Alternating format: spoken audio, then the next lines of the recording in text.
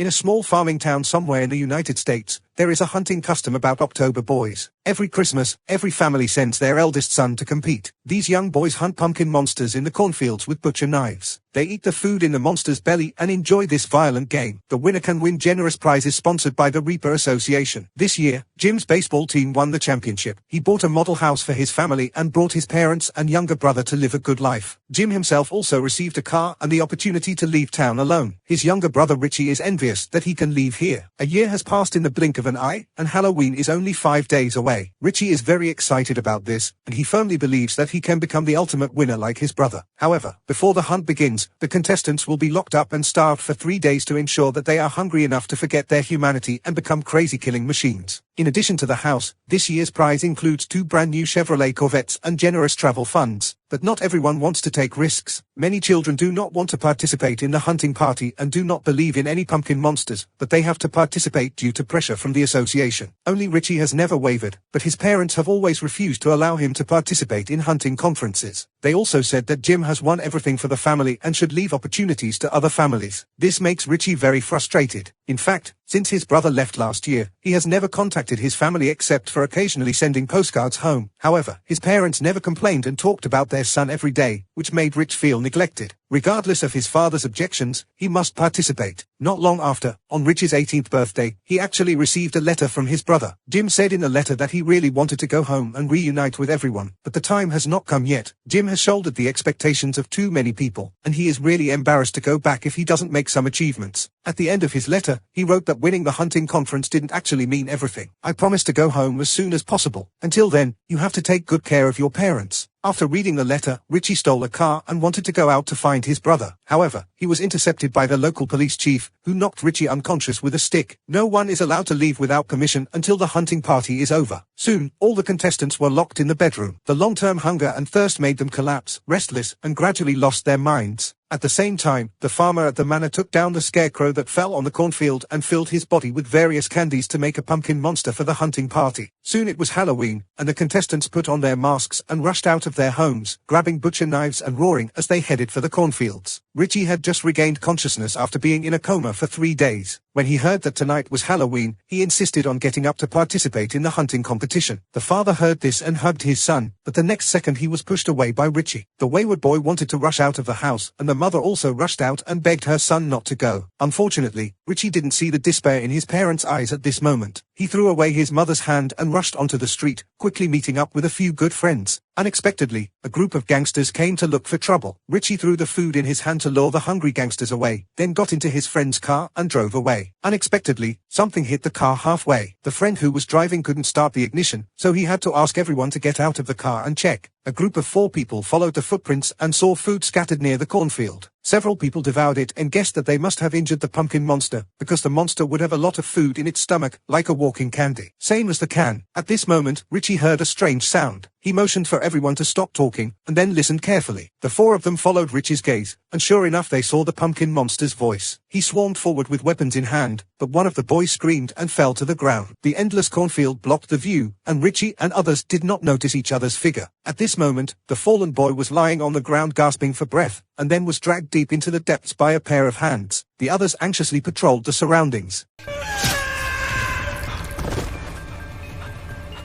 Several people hurriedly moved in the direction they had just gone. Unexpectedly, their friend's head was cut off halfway through. Richie heard the sound and turned around to check, only to see the pumpkin monster straighten up. He stared into Richie's eyes and roared, scaring him so much that he ran away. Richie ran forward desperately, withered yellow corn leaves passing by him, and his mask fell off. At this moment Richie saw the candies on the ground, and not far away was the stakes tied to the scarecrow. Just when his mind was filled with questions, a black girl wearing a mask suddenly appeared. She was a movie theater employee in the town and the girl Richie had a crush on. The black girl dreams of a road trip, so regardless of gender restrictions, she sneaks into the hunting competition without permission, hoping to win the competition and get bonuses. Richie warned the excited black girl that the pumpkin monster was not easy to deal with and it was best to find a gun for self-defense. The two decided to team up, and the boy who was traveling with them ran home in one breath, hoping that his parents would let him into the house. But the couple expressed that they needed this victory, and then pushed the boy out of the door. The boy sat at the door in frustration, and overheard the neighbor boy shouting, and the other boy slapped the window desperately to remind him to pay attention to what was behind him. Fortunately, the boy understood what his neighbor meant. He realized that the pumpkin monster was nearby, so he quickly put on his mask and ran away. The boy ran to the basement entrance in one breath and begged the people inside to let him in. Unexpectedly, the bespectacled man guarding the door asked for 200,000 in cash, otherwise he would not open the door. At this time, the roar of the pumpkin monster was heard not far away, and the man with glasses immediately closed the door. Everyone heard the boy's cry for help and simply pushed the bespectacled man aside to let him in. Unexpectedly, as soon as they opened the door, they saw a pumpkin monster, who tore open the boy's jaw with his bare hands. The neighbor boy looked at the window and shouted, watching the pumpkin monster walk into the basement with his own eyes. The next second, a large pool of blood burst out from the door. The people inside were probably killed by the pumpkin monster. On the other side, Richie took the black girl to the sheriff's house. He asked the other party to look out for the wind, then climbed through the back window and entered the house. Soon after, Richie's father drove over in a hurry. He found that the door was locked and had to drive away quickly. At this time, Richie came back with a pistol. He recognized his father's appearance and couldn't figure out why his father came to see the police chief. Richie didn't have time to think too much. He stole the sheriff's car with his black girl. Now that they had guns, they decided to go back to the cornfield to continue hunting the pumpkin monster. It happened that the police car's pager rang, and someone reported that the pumpkin monster was near the store, asking the police sergeant to hurry over and deal with it. Richie exchanged glances with the black girl and quickly headed towards the store. At the same time, contestants were rioting on the small town's commercial street. They broke into stores and snatched food. In order to defend their property, some store managers shot directly at the children. When the contestants saw this, they attacked the store managers together. They pounced on him like hunting dogs and fought. These people have forgotten the moral laws and only think about killing and blood. Richie and Black Girl saw this and did not rush forward. Unexpectedly, the gangsters who appeared before came to cause trouble again. They also grabbed Black Girl and threatened Richie. Richie punched them a few times, knocked them down, and then showed the gangsters didn't dare to resist when they saw the guns on their bodies. The Black Girl beat them a few times and then left the scene with Richie. At the same time, a trio in suits were wandering around arm in arm and accidentally bumped into a pumpkin monster. They immediately put on their masks and prepared to fight. Richie also learned the specific location of the pumpkin monster through the police car's radio. The two immediately went to the scene with guns, only to see blood everywhere. The trio was probably in danger. At this moment, the pumpkin monster slowly walked out of the room, and Richie quickly took out his gun and aimed at it. At this moment, he suddenly noticed that the pumpkin monster had his brother's belt on it. This was made by his father for the two brothers. There was absolutely no third person in the world who had the same belt. The Black Girl saw Richie staying where he was, so he hit him with a stick, but was pushed away by the pumpkin monster. The two immediately returned to the police car. Unexpectedly, the police chief had already chased him down, and he held the gun against the car. Cheese Chin threatened the two of them to get out of the car quickly. The Black Girl saw the right moment to sneak up and hit the sheriff in the face with a stick. The other party fired, but it didn't hit the Black Girl's vitals. Richie took advantage of the chaos and helped the Black Girl leave. He took the girl home to treat the wound, but saw his mother standing in the living room. Richie asked him to prepare towels and ice cubes, but the girl didn't respond and was smoking alone on the table. Richie couldn't help but think of that belt. He couldn't help but ask his mother, where was the previous winner before his brother won? What about borrowing from a higher level? Why did they never return to the town? Were the letters and postcards written by your brother forged by you? Knowing that she could no longer hide it, her mother ended her life in the kitchen. At the same time, the pumpkin monster returned to the Richie family's house, and the cheers from a year ago rang in his ears.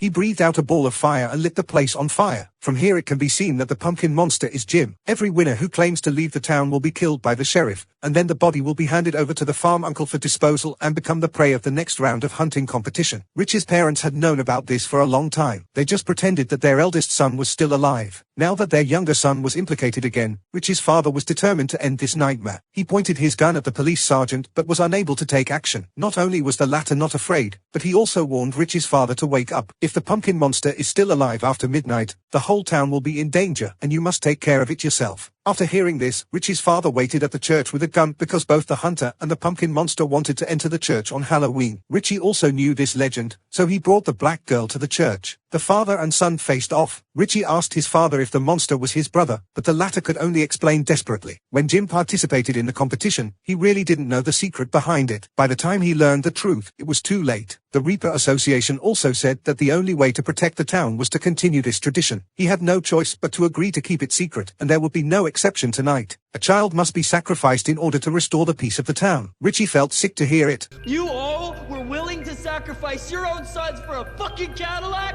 Just as the midnight bell rang, Richie walked out of the church and saw his brother who had turned into a monster. He tried to restore the opponent's consciousness, but the police sergeant suddenly fired a sneak attack. After injuring the pumpkin monster, he handed the gun to the gangster, allowing the other party to kill the monster and become the winner. Continue to carry on the tradition of the town. Richie held his brother in his arms and aimed at the gangster. If the opponent came one step closer, he would immediately pull the trigger. Unexpectedly, his brother suddenly stretched out his hand to hold the muzzle of the gun and pointed it at him. He wanted his brother to end everything with his own hands. Richie was in great pain, but knew there was no other way. He killed his brother with his own hands and was held up by everyone to celebrate the victory. The hunting meeting was a complete success. Like his brother, he became a winner and enjoyed everyone's attention and appreciation. Finally, Li Chi drove a bright red new car and left the town. The black girl met him halfway, and the two were ready to fly away. But before they drove far, they were blocked by the police sergeant. Li Chi asked the black girl to hide, and if he didn't come back in 10 minutes, he would drive away in the car. After saying that, Li Chi got out of the car, and the police sergeant pressed him into the cornfield. Unfortunately, he was too careless, and Li Chi took advantage of him and attacked with a gun, successfully killing the police chief. Unexpectedly, the farmer suddenly appeared and caught Li Chi. He buried the boy alive in the pit and drove away from the cornfield. The black girl didn't wait for a long time, but instead waited for the other party's father. Richie's father asked him to leave here quickly. This town is a cannibalistic place. Finally, the black girl started the car and fled the town. The film ends here. Unexpectedly, the male protagonist also failed to escape the curse, and only the female protagonist escaped from death and left the town. The setting at the beginning is quite interesting, but unfortunately there is no explosive point in the subsequent plot, and the reversal is also expected. The truth relies on a lot of dialogue to present, and there is no explanation of how the dead man turns into a pumpkin monster. All the highlights are in the killing scenes and the design of the monsters.